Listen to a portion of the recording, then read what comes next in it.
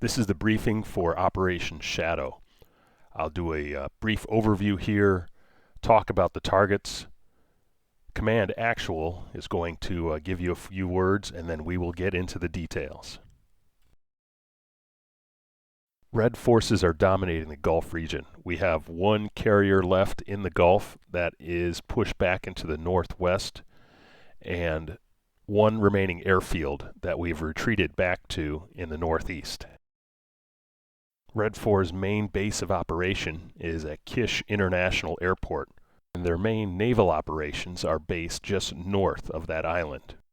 Our main target is one of two Kirov-class cruisers operating in the area. For the next 15 hours, it is being rearmed north of the island. And during that time, its weapon systems are going to be offline. This is a valuable, vulnerable target, and they protect it well. They have SAM systems including SA-5, SA-10, smaller ships in the area, combat air patrol supplemented with AWACS. We're going to go in, destroy the SAM systems, our primary target, which is the Kirov, any aircraft in the air or on the ground, and any other naval units in the area. But before we get into the details and how we're going to do this, Command Actual has a few words. We've been planning Operation Shadow for several weeks now, and today we're going to use it to change the course of this war. We have detailed information of the target area that we will go over with you shortly. But even more important, we have two fully functional enemy fighters with command and IFF codes, valid for the next 10 hours. Don't ask. Ladies and gentlemen, we have a one-time only opportunity to inflict a massive, crippling blow on the enemy. I expect the very best from each and every one of you. Now saddle up, lock and load, and good hunting. Oh, and remember, what we do today will certainly echo through eternity. The two enemy fighters that we have are F-14 Alphas with current IFF codes for the enemy. We will see them as friendly, so will the bad guys. Their call signs are Shadow 1 and Shadow 2. Primary targets are the SA-5 and SA-10 located at Waypoint 1 and Waypoint 2 for the Shadow aircraft. Shadow Flight's primary targets at Waypoint 1 are tracking radars for SA-10 and SA-5. This will be Waypoint 15 for all other aircraft. Primary target at Waypoint 2 for Shadow Flight will be the SA-10's tracking radar. Shadow Flight's primary goals will be to destroy AWACS and long-range SAM systems. So the weapons loadout will consist of a T-pod, laser-guided bombs, conventional bombs, and air-to-air.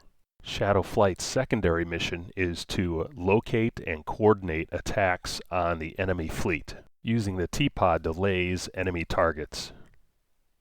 Waypoint 13 is Bullseye, and that is the airport.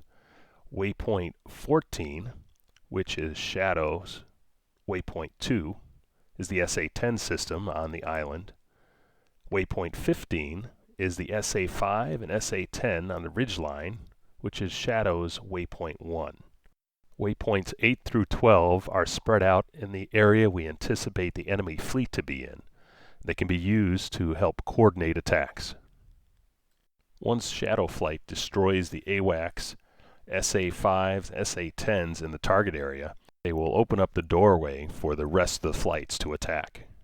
Flights from the airbase will proceed to Waypoint 1 to refuel at Texaco 61 X-ray and Arco 62 X-ray. After refueling, they'll proceed to Waypoint 2, which starts a low-level route that ends at Waypoint 7 that we'll call Hammer, and they will set up a hold at low altitude and wait for Shadow Flight to finish destroying the SAM systems and AWACS. All aircraft launching from the carrier will proceed to Waypoint 1, which will be Shell 63 X-ray, refuel, and then proceed to waypoint 2, where they will start a low-level route to Anvil, which is waypoint 7, and hold there, waiting for the long-range SAMs and AWACS to be destroyed by Shadow Flight. Shadow Flight will proceed ahead of the other flights by 5 minutes, giving them enough time to destroy their primary targets. All flights will be on their low-level routes at 2,000 feet AGL or below, and hold at Anvil and Hammer, waiting for Shadow to give them the all clear. Once they can proceed, they'll climb up above 25,000 feet in the target area to avoid all low-level SAMs. So all flights will be at 2,000 feet holding at Anvil and Hammer, and then climb up above 25,000 to avoid low-level SAMs while they complete their missions. The hard deck for all aircraft in the target area will be 25,000 feet. Seed aircraft will go in first to do a sweep in the target area to destroy any high-altitude SAMs, and continue to patrol in the area looking for any targets of opportunity and protect the ground strikers.